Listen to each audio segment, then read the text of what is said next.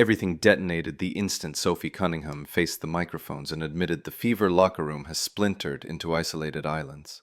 Fans felt their stomachs drop, executives scrambled for damage control, and Caitlin Clark, already wearing more bruises than any star should, suddenly looked like the loneliest franchise player in basketball. For weeks, outsiders sensed something was off. Teammates staring while Clark hit the hardwood. Late-game implosions no one could explain. Angry rumor storms on social media.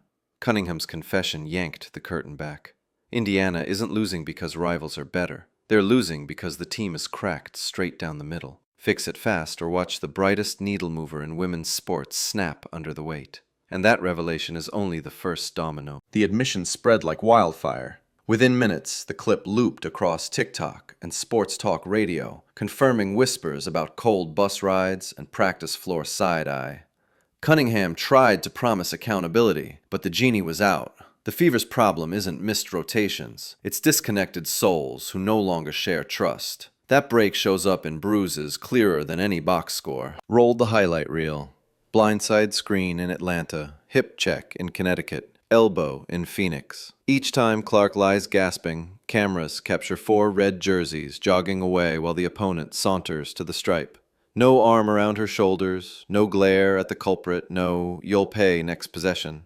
Meanwhile, Clark still tops the league in assists and ranks among the most fouled players on any roster. It feels like watching an MVP quarterback chased by blitzers behind an invisible line. That absence of protection isn't strategy, it's symptom.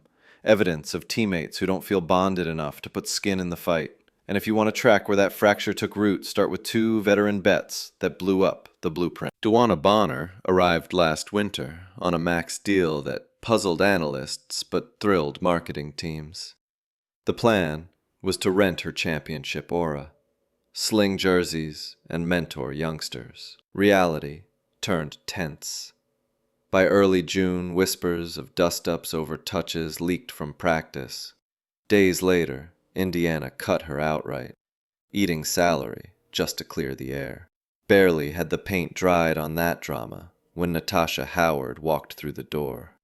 Her effort swings from highlight blocks to disappearing acts, and fan frustration hit fever pitch when clips surfaced of Howard comforting an opponent while Clark lay crumpled in pain. Instead of veteran stability, the front office imported egos, and the locker room drew its first visible border. Clark, Cunningham, and Hull grinding on one half-court, Howard, Colson, and Turner laughing on the other. The islands were born, and no clipboard could paper over them. Enter Coach Stephanie White. She inherited a Ferrari built for breakneck pace and forced it into rush-hour traffic. Indiana's possessions crawl, their pace rating bottoms out, and too many sequences end with a contested mid-range jumper while Clark watches from the wing. Fans dubbed it puke ball, an offense so slow it makes people physically ill. Every time Indiana accidentally plays in 5th gear, usually when Clark waves off the call, snaps into a high screen with Aaliyah Boston, and slings a one-hand laser, the scoreboard flips.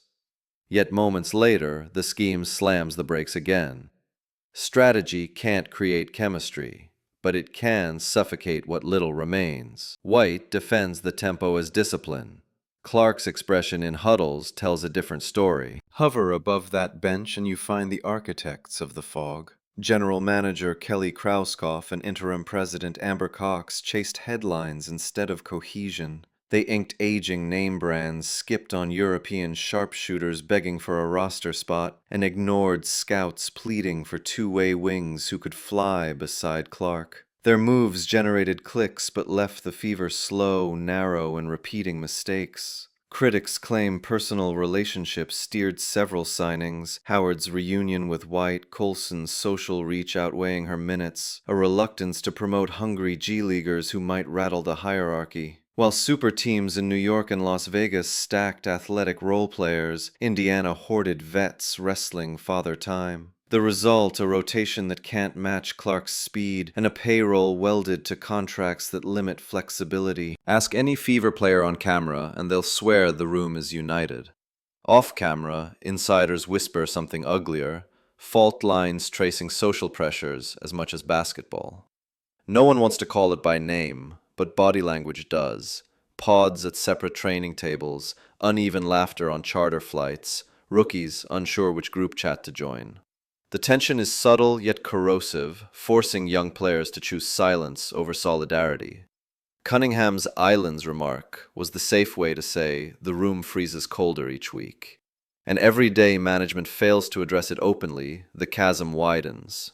Unfortunately, the league can't afford that silence because Clark isn't just another all-star, she's the linchpin of billion-dollar momentum. Her rookie salary sits in six figures. Her endorsements climb past 8. Nike, Gatorade, and half the Fortune 500 jockey for ad campaigns featuring her logo range grin.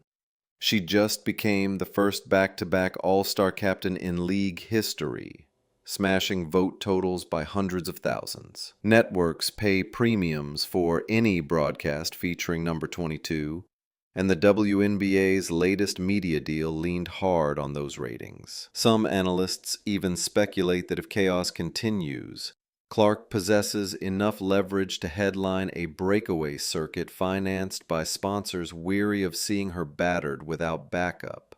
Whether fantasy or not, that talk reveals a truth. Her gravitational pull is unmatched. Yet, gravity cuts two ways. A fractured fever risking her health and happiness also risks the greatest growth spurt women's hoops has ever known. Indiana has 6 weeks until the trade deadline. 6 weeks before the narrative shifts from "can they fix it" to "will Clark decide she's had enough?" The dominoes are lined up. A locker room frozen on separate islands. Veteran gambles that detonated trust. A playbook dragging Ferraris through gridlock. And executives who chose buzz over basketball. Meanwhile, the league's most valuable player in every sense lives in ice baths and press conference crossfire. Solving it isn't complicated, but it is urgent. First, a unity summit. Phones off, doors closed, where every simmering grievance gets dragged into daylight and diffused. Second, a pace revolution. Hand the keys to Clark in Boston, run, space, and punish anyone who can't keep up. Third, a roster trim that prizes fit and fire over resume. Wave politics with the same cold precision used to wave Bonner. Choose that path, and Indiana could flip chaos into a championship arc.